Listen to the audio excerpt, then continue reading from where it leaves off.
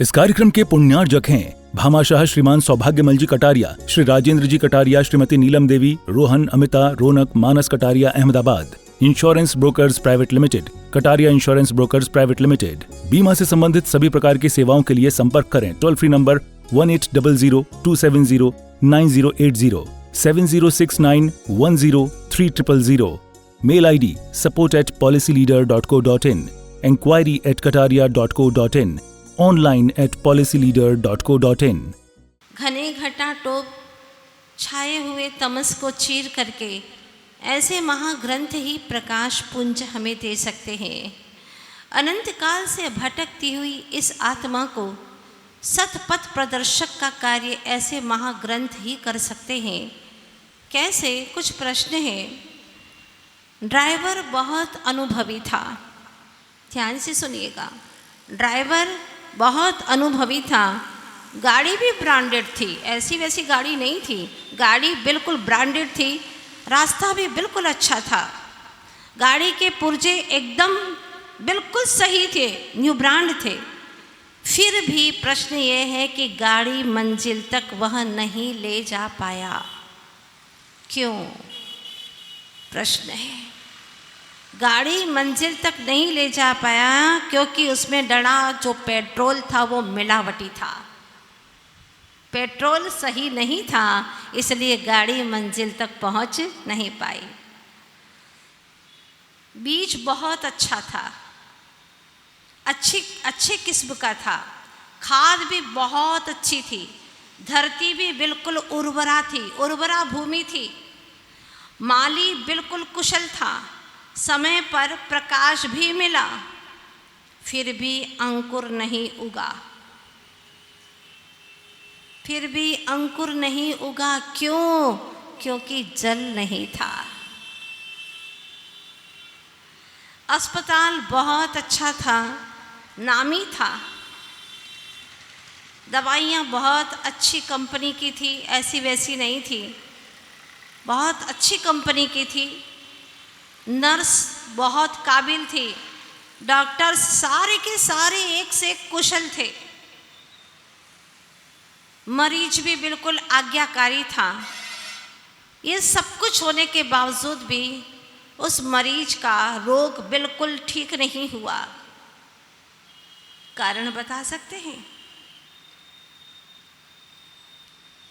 कारण इतना सही था लेकिन बहुत बड़ा था कि दर्द का निदान ही सही नहीं हुआ था।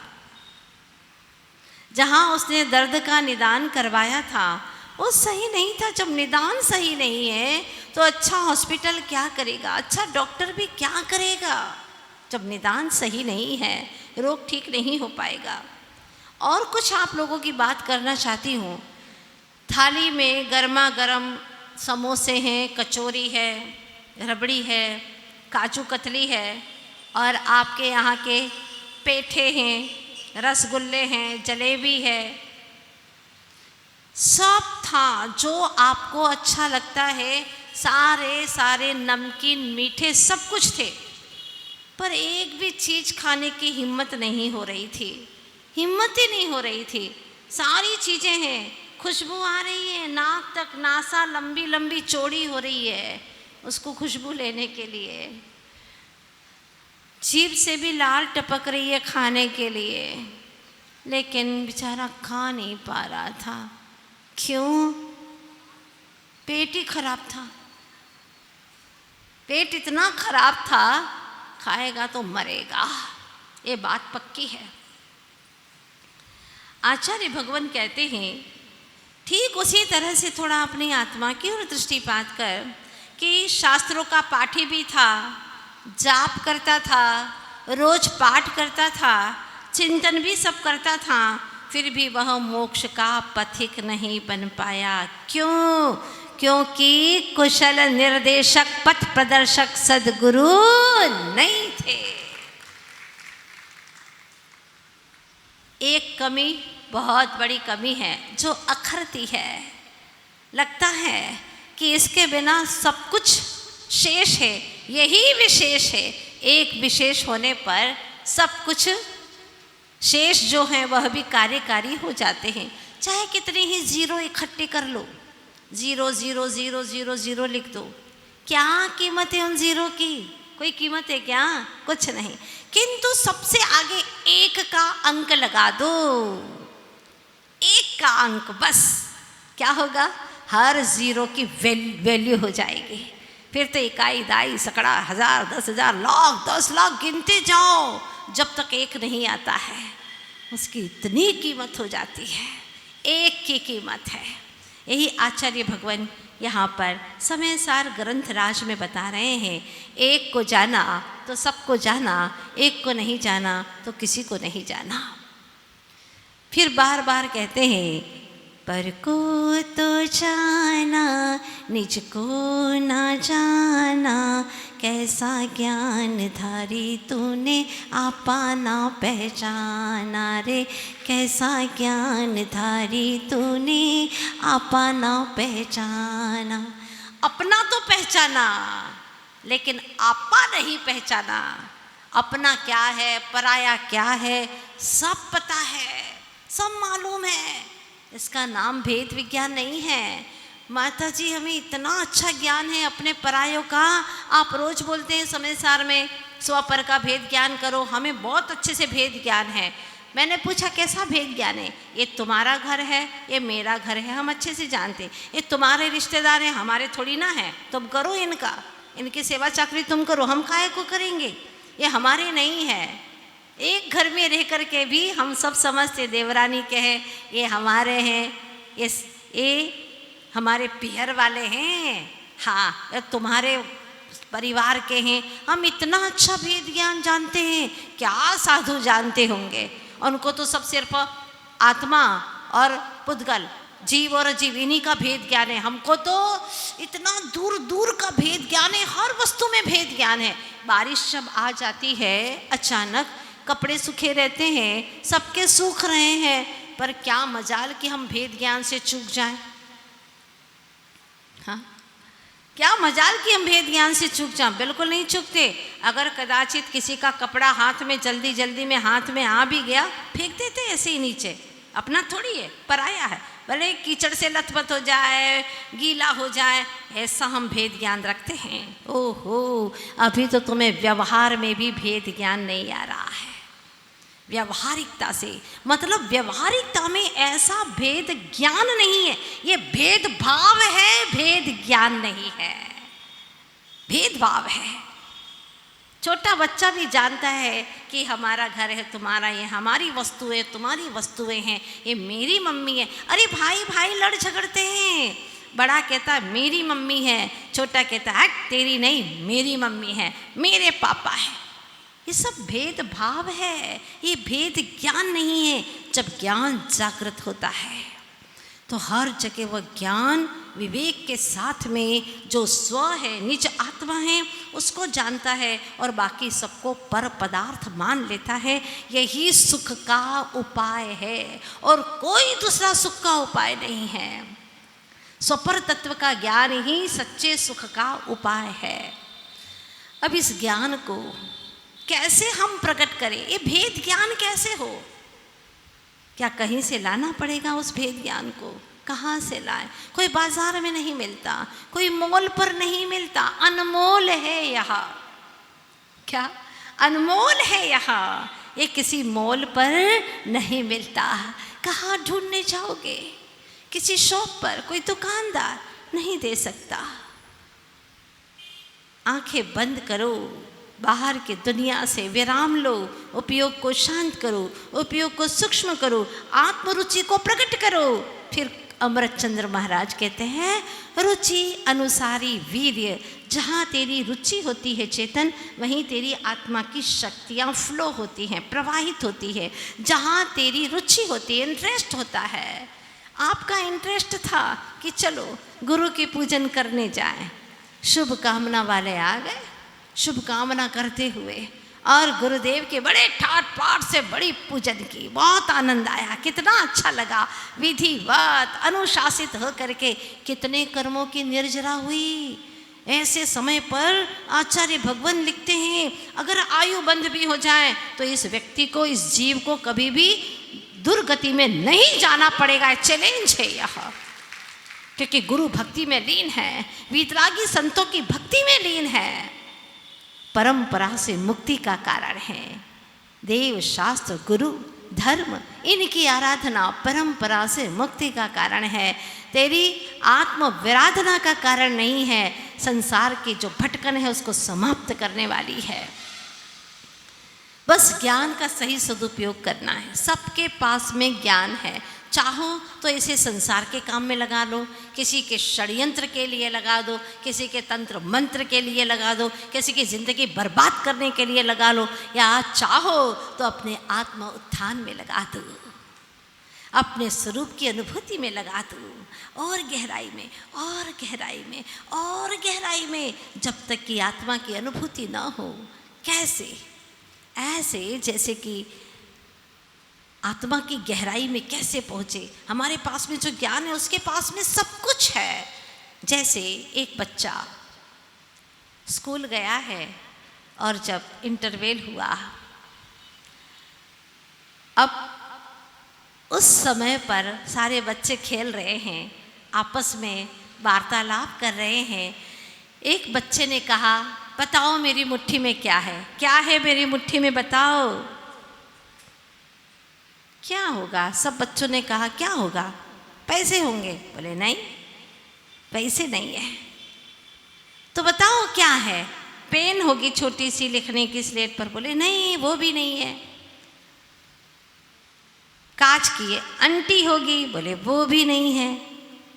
रबर होगी। बोले नहीं, वो भी नहीं है। अब सारे बच्चे इकट्ठे हो गए, 20-25। बोले अगर तुमने बता दिया ना तो मैं तुमको बहुत बड़ा इनाम दूंगा, 10 रुपये इनाम दूंगा। अच्छा, अब तो सारे बच्चे इकट्ठे हो गए इनाम के नाम पर। फ्री में इनाम मिले तो इकट्ठे हो ही जाते हैं लोग। बस कोई डुगडुगी बजाने वाला चाहिए, और उसने कह दिया 10 रुपये दूंगा। सारे बच्चे इकट्ठे हो गए, लगभग 50 बच्चे इकट्ठे हो गए, और सब अपनी अपनी दलीलें दे रहे हैं, अपनी अपनी बातें कह रहे हैं, ये होगा वो होगा। उसने कहा नहीं नहीं नहीं नहीं नहीं। तो गुस्सा आया 1-2 बच्चों को। उसने कहा क्या हाथी है क्या? हाँ हाँ हाथी है, मेरे हाथ में हाथी है। और बहुत ही अच्छे से विश्वास के साथ बोल रहा, हाँ मेरे हाथ में हाथी है। दूसरे ने कहा घोड़ा है क्या? बोले हाँ घोड़ा है। तेरे हाथ में पहाड़ है क्या? हाँ हाँ पहाड़ भी है। इतने विश्वास के साथ बोल रहा है। और अगर नहीं निकला तो उससे लेंगे 10 रुपये। बिल्कुल। अब सबने अपनी अपनी बातें कही। किसी ने हाथी, किसी ने घोड़ा, किसी ने कुत्ता, किसी ने पहाड़, किसी ने कहा नदी है क्या? बोले हाँ नदी भी है।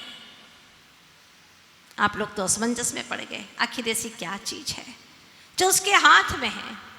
तो क्या पूरी दुनिया है क्या तेरी मुट्ठी में? हाँ पूरी दुनिया मेरी मुट्ठी में है। आप लोग भी कहते हैं ना, दुनिया मुट्ठी में है। जो पुरुषार्थी होता है, जो कर्मठ होता है, दुनिया उसकी मुट्ठी में होती है। मतलब वो जो चाहे सो कर सकता है, जो चाहे वो हासिल कर सकता है, पा सकता है मन वांछित। अगर मन उसका मजबूत है, मन उसका स्थिर है, चंचल नहीं है, तो अपने मन वांछित को वो हासिल कर सकता है।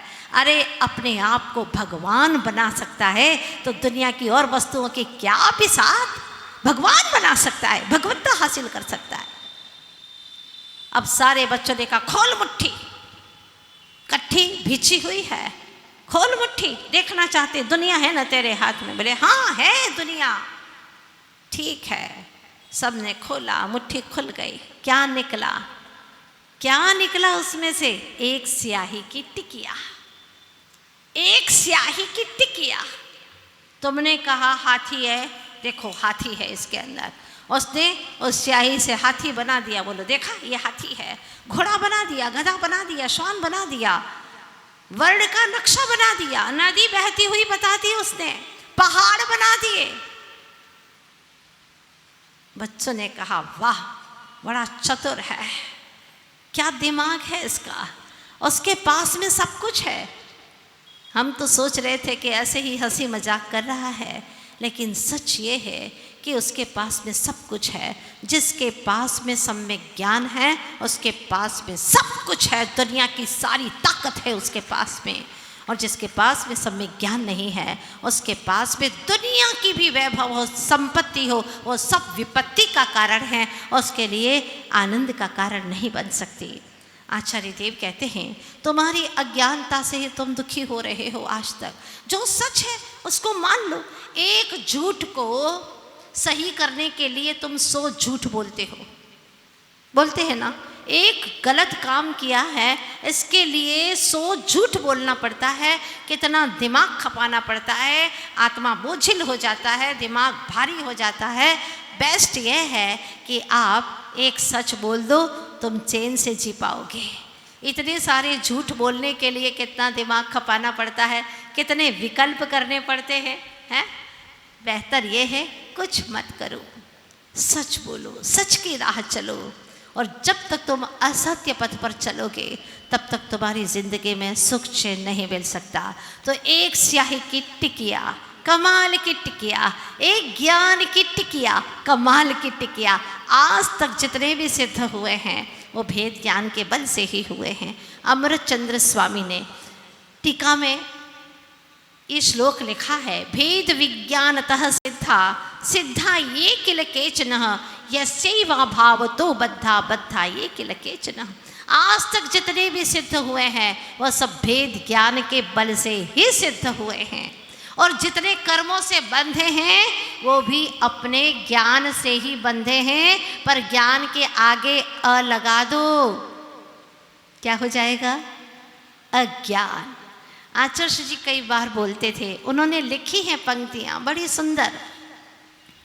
ज्ञान ही भव का मूल है, ज्ञान ही भव का कुल, राग सहित प्रतिकूल है, राग रहित अनुकूल। चुन चुन इसमें उचित को, मत चुन अनुचित भूल। समय सारे का सार यही, समता बिन सब धूल। क्या पंक्तियाँ लिखी हैं, बहुत जोरदार। ज्ञान ही भव का कुल है, ज्ञान ही भव का मूल, ज्ञान ही संसार का मूल है। हाँ, more study more confuse. Bhamashah Shriman Saubhagyamal ji Kataria, Shri Rajendra ji Kataria, Shrimati Neelam Devi, Rohan, Amita, Raunak, Manas Kataria, Ahmedabad. Insurance brokers private limited, Kataria insurance brokers private limited. बीमा से संबंधित सभी प्रकार की सेवाओं के लिए संपर्क करें। Toll free number 1800-270-9080, 7069103000। Mail ID support@policyleader.co.in, enquiry@kataria.co.in, online at policyleader.co.in।